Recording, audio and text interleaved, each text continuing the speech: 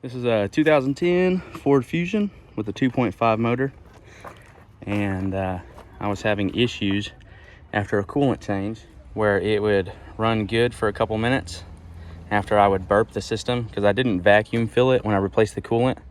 There's the reservoir right there, and there's a little vent line right here, and you open that and open that, let it idle, fill it with water, let it burp the air out, and I'd close them off and it'd be fine for like 10 minutes.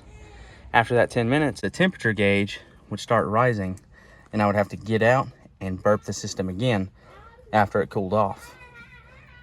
And I watched a bunch of videos online to see, and some people were saying the head temperature sensor was throwing a fake hot temperature, maybe because it was contaminated if you look down in there, but that wasn't my issue.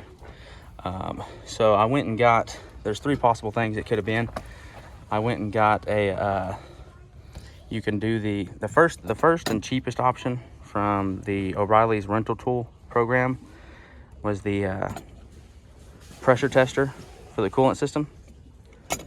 And it's like 200 something bucks, but you get that money back. This is what it comes in right here.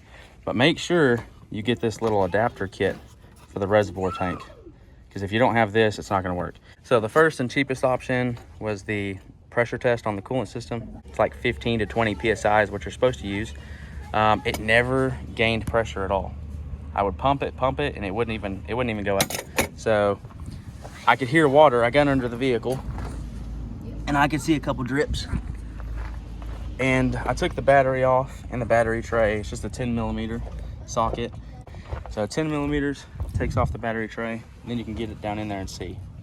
Okay, so if you come back here behind these coolant hoses, you see these two right here. But what you don't see is there's another hose back behind there. If you can see in my little mirror, there's a little clip. There's a little metal clip, and there's a cap with a fin on it. Go ahead and pump it fast, babe. See that water coming out of there? That's what's leaking up behind there. So if you can't find your leak, check this area. But like I said, you got to take the battery and the battery box out. Here's a little bit of a better view of that knob. Don't automatically go change your temperature sensor like a lot of people try to tell you to do.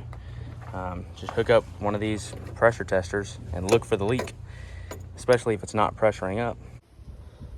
So it looks like you can't just go buy one of these little bleeder valves, the part that was leaking. So little JB weld, I put it on here and let's see if it works.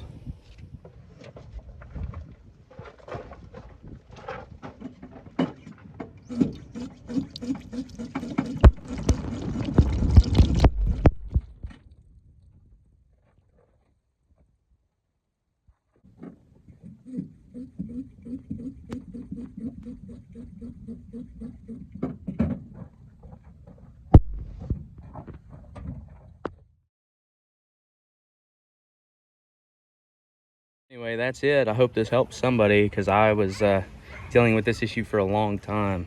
So just leave a comment if it's another issue to help somebody else. You know, just try to help other people.